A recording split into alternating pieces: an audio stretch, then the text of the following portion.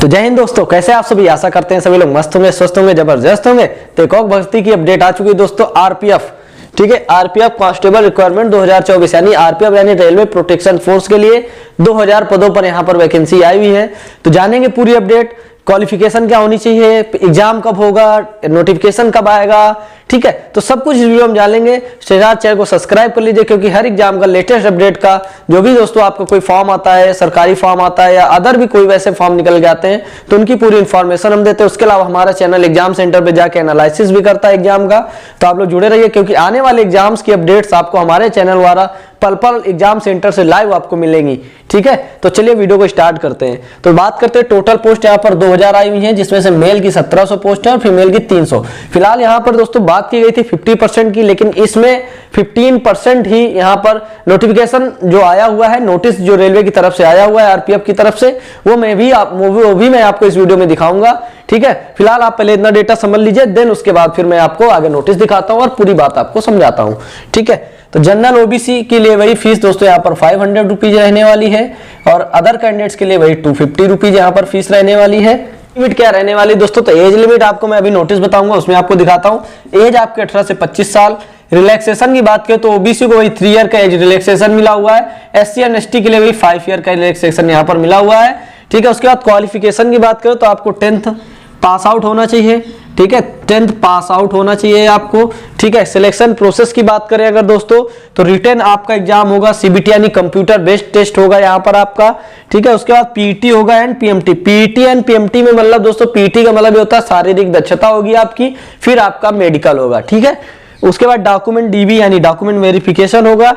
इसके बाद दोस्तों यहाँ पर जोन वाइज वैकेंसी आई हुई है, जिसमें जो वैकेंसी है दोस्तों जोन वाइज आई है। उसका सैलरी की अगर मैं बात करूं दोस्तों, सैलरी यहाँ पर आपको 30,000 लगभग यहाँ पर सैलरी आपको मिलेगी इसमें से।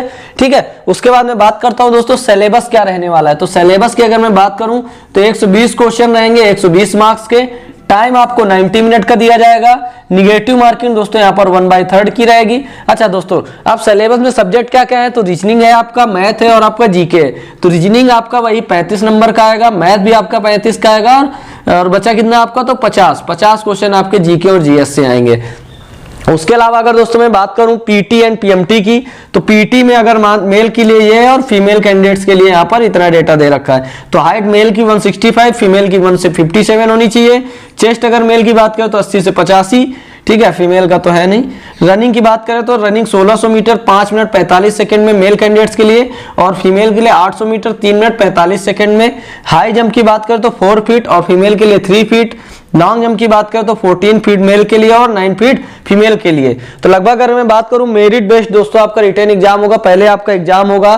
ठीक है, तो जनरली आपको 120 में वही 42 इसमें आपको प्लस लाने, अगर मतलब नॉर्मली पास होने के लिए। लेकिन पास होना कोई फायदा है नहीं, क्योंकि मेरिट बेस होना है। ठीक है, तो पास तो होना ही, लगभग हमारा यहाँ पर स्कोर 85 प्लस होना चाहिए इसमें से, तभी हमको कुछ श्योर होगा, तभी आपका कुछ हो पाएगा कि आप लगभग रडार में आएंगे मेरिट की। ठीक है, तो 90 और 90 ऊपर रहिए तो ज्यादा बेहतर रहेगा। ठीक है, तो ये आरपीएफ। इसके अलावा दोस्तों बता दें, इसमें से एसआई की भी लगभग पोस्ट आई हुई है 250 पोस्ट यहाँ पर एसआई की है। तो टोटल अगर मैं बात करूं तो 2250 पोस्ट कांस्टेबल को और एसआई को मिलाकर। फिलहाल एसआई के लिए मैं अलग से वीडियो बना दूंगा आपके लिए। फिलहाल नोटिस देख लीजिए, नोटिस में लगभग आपको चीजें ज्यादा अच्छे से क्लियर हो जाएंगी। से जानते हैं क्या क्या नोटिस में आया हुआ है। तो आइए बता दें दोस्तों, तो पहले डिटर्मिनेशन ऑफ वैकेंसीज को हम लोग देख लेते हैं।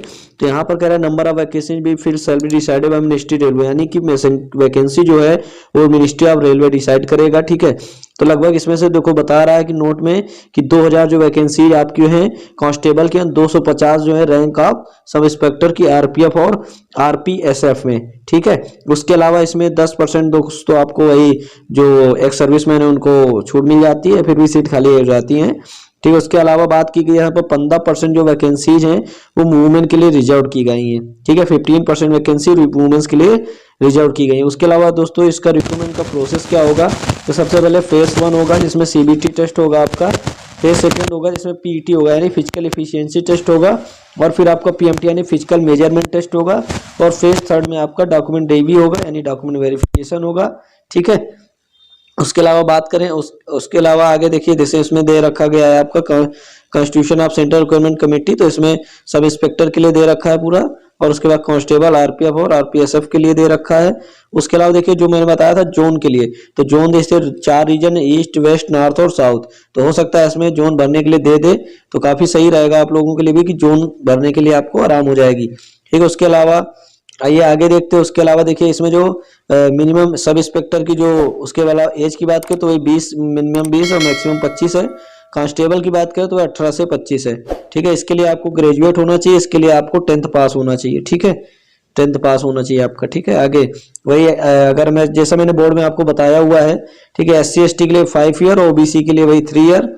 ठीक है, यू आर अगर candidate who had ordinarily been domiciled in the union territory Jammu Kashmir and Ladakh 1 January 1980 से अभी तक वो अगर यहाँ पर है तो URWS के 5 ईयर के लिए, ओबीसी के लिए 8 ईयर के लिए और SC/ST के लिए 10 ईयर की यहाँ पर छूट दी गई है। उसके अलावा दोस्तों अगर मैं बात करूँ तो इसमें जो एज ली जाएगी वो 1 जुलाई से ली जाएगी।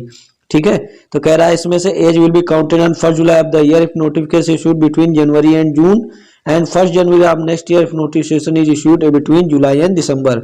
अगर जुलाई और दिसंबर के बीच आती है तो जुलाई से ली जाएगी और अगर जनवरी की टाइम आती है तो जनवरी से ली जाएगी, ये कह रहा है।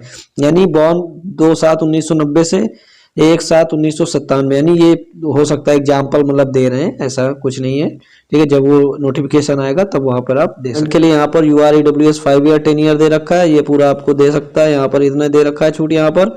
ठीक है, उसके अलावा बात करूं तो ये मेल और फीमेल के लिए तो फिजिकल मेजरमेंट वही मैंने आपको बोर्ड में बता दिया, मेल के लिए 165, फीमेल 157। ठीक है, चेस्ट में अनएक्सपेंडेड 80 से 85 रहेगा यहाँ पर। ठीक है, उसके बाद SC/ST के लिए वही 160, फीमेल के लिए 152 और 76.2 से 81.2 यानी जो चेस्ट है आपको फुलाना है। ठीक है, उसके बाद अगर मैं बात करता हूँ आगे देखते हैं दोस्तों, तो इसमें से एग्जामिनेशन फी है तो एग्जामिनेशन फी रेलवे बोर्ड द्वारा डिसाइड की जाएगी, वही आपको एग्जामिनेशन फी देनी है। ठीक है, उसके अलावा दोस्तों इसमें देख सकते हैं CBT होगा आपका, मैंने बता दिया लैंग्वेज। आइए उसके बाद सब इंस्पेक्टर के लिए टाइम टेबल के लिए तो 90 मिनट आपको मिलेगा, क्वेश्चन 120 होंगे, 50 जनरल नॉलेज क्वेश्चन, अर्थमेटिक के 35 और रीजनिंग के 35 क्वेश्चन, यानी सिलेबस लगभग कांस्टेबल का और आपका सब इंस्पेक्टर का दोनों का सेम है। ठीक है, ये आपको टॉपिक दे रखे हैं, जीके में क्या क्या पूछा जाएगा, अर्थमेटिक में, रीजनिंग में क्या क्या पूछा जाएगा। उसके अलावा निगेटिव मार्किंग जो है आपकी यहाँ पर देखिए दे रखा है, 1/3 की निगेटिव मार्किंग भी रहेगी यहाँ पर।